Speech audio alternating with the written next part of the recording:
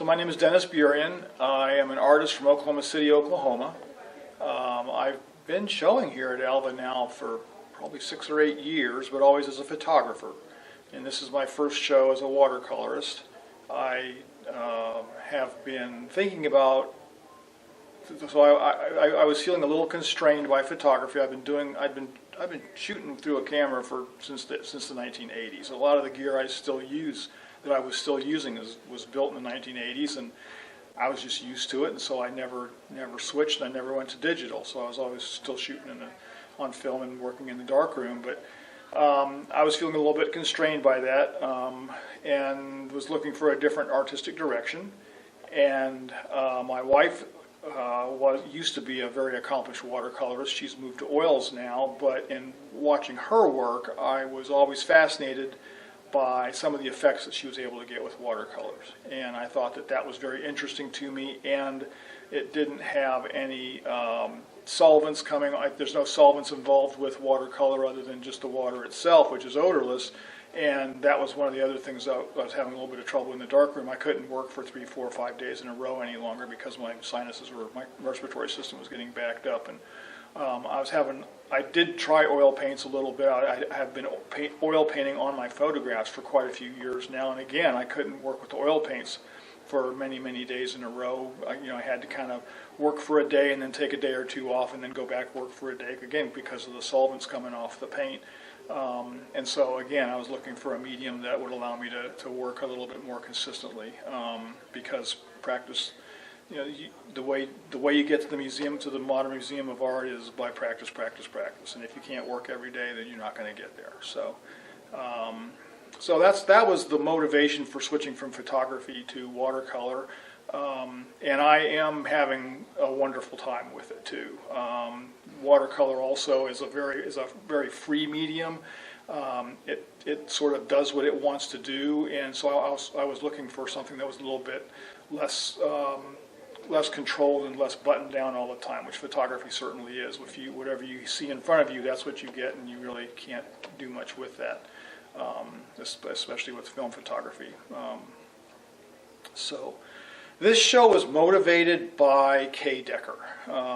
Kay took my wife and I out to the Battle of Turkey Springs site, which has been recently they've discovered or have rediscovered the actual site of the battle out above north of Freedom, Oklahoma, up in the wheat country up there. There's some wheat and some cattle run up there mostly, but it's very broken country and it's very beautiful.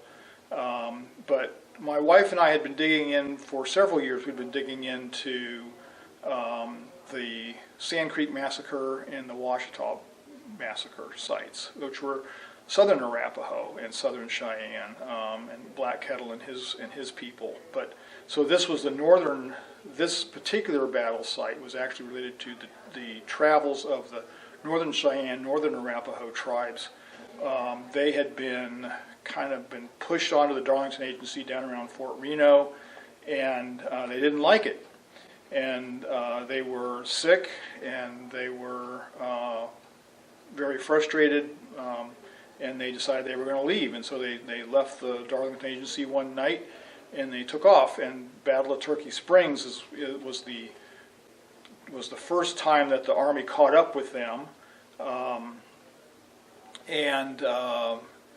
That was the last battle between the Native Americans and the U.S. Army in the state of Oklahoma, coincidentally. So they were caught up. They were caught up to by Rendelbrock's men there, and that was the battle site. So anyway, that got me thinking, so that they just wanted to go home. And so the whole motivation for them in leaving the Darlington Agency, and with nothing more than what they could carry on their backs, and the bravery and the fortitude that took on their part to go, this is not working, we need to go back where we belong. And so got me thinking about, what does home mean? And like I said, they left with nothing. They left in the dark of the night with nothing but what they could carry on their backs. They left their teepees behind because they wanted to just sneak off. And so it got me thinking about what is home, and what does home mean to us. And so I think that, I mean, so that was when I was working on these paintings. I wasn't necessarily trying to capture literal instances of the landscape, but I was thinking more in terms of the journey and what home meant to them, that they would endure these kinds of circumstances. It was winter. It was fall coming, late fall, winter's coming on. They know they're not going to get back to Montana and Wyoming, which is where they were trying to get to, the Powder River country up in Wyoming. They knew they're not going to get there before winter, and it took them several months, but they did eventually get up there, fighting the whole way. But it got me thinking about how the land imprints itself on us as people, and how we become connected to the land. Alva being an agricultural community, of course, you know, the people that live here, obviously, they are working with the land on a day in, day out basis, and they I'm sure understand what that means, what the meaning of home is when they're out working that land.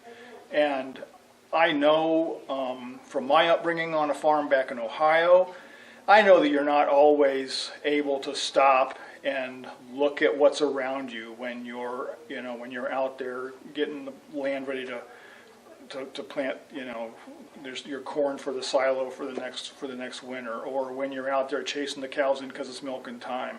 All you want is to just get the cows in the barn. But I do think that on some level people recognize how beautiful the land is, because otherwise, if they didn't recognize it, why would they go to the effort to stay on the land? There's a lot easier ways to make a living than to milk cows or to be a wheat farmer in the middle of Oklahoma. And so there's something about being on the land that must call people and imprints itself on those people. And so again, here's these tribal people, they just wanted to get home, and so they took off.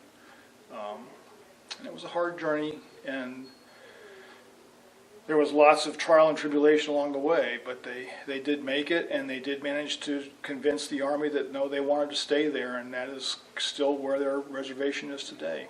They made it.